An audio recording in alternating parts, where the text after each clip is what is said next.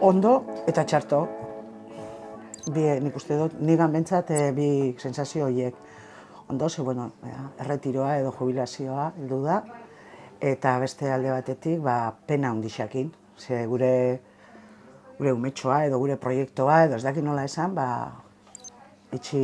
atea itxiko dugu eta hemen amaitzen da, ez? Geizki pasatu nun, erabaki hartu behar genunean, ez? Naiz da data ez jarri, erabaki egin dela 2 urte edo hartu gendun, ez? Jarraipen motza izango zula, ez? Da orduan bai pasatu nola geizki.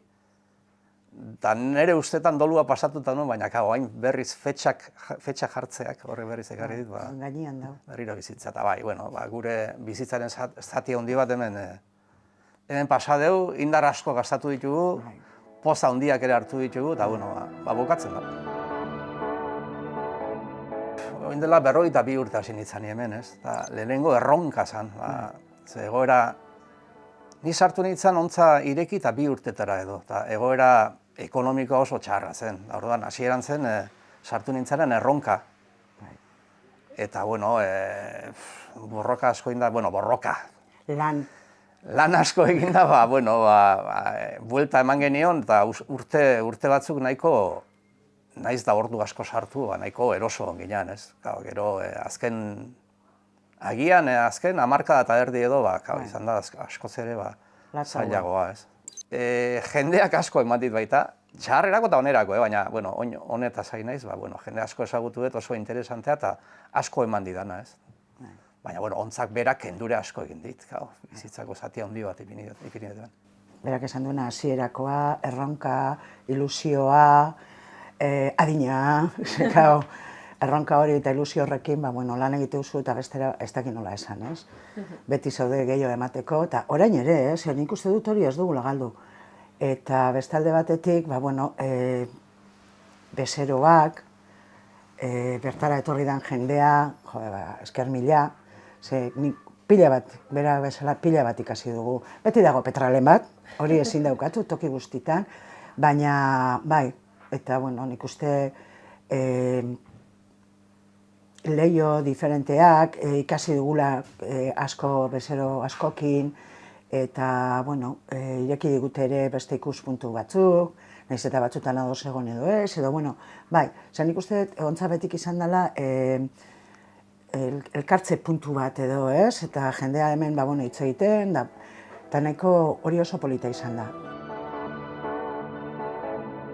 Garaia garaikoa, ez? Ekartzen du.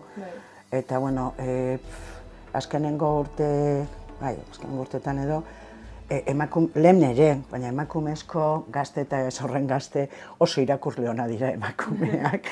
Edo bentzat denda ontara etortzen dira emakume asko. Gizonezkoa bebai, ez dute, nik uste du gehiago dela hor, tarte hortan, eta gero aldatu da, bai, zelen, guri, niri ahaztu egitez izkit, baina, umetan etorritakoak edo gaztetxotan etorritakoak, jarraitzen dute etortzen, pasatzeana da, personak aldatu egiten gara, eta igual ez duzu ezautzen, baina horreko astean ere batek esan zidan. Ni aitakin etortzen nintzen, ez dakiz ere, eta jarraitzen nik ikusi da, esan dut urteetan, baina ez nekin mutiko gura zenik, ez, da holako, bai, orduan, ohiturak aldatu dira, bai, irakurtzeko ohiturak, bai.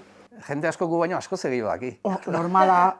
Geuk hainbatetan jaso izan ditugu, eta jasotzen ditugu eroslearen gomendioak.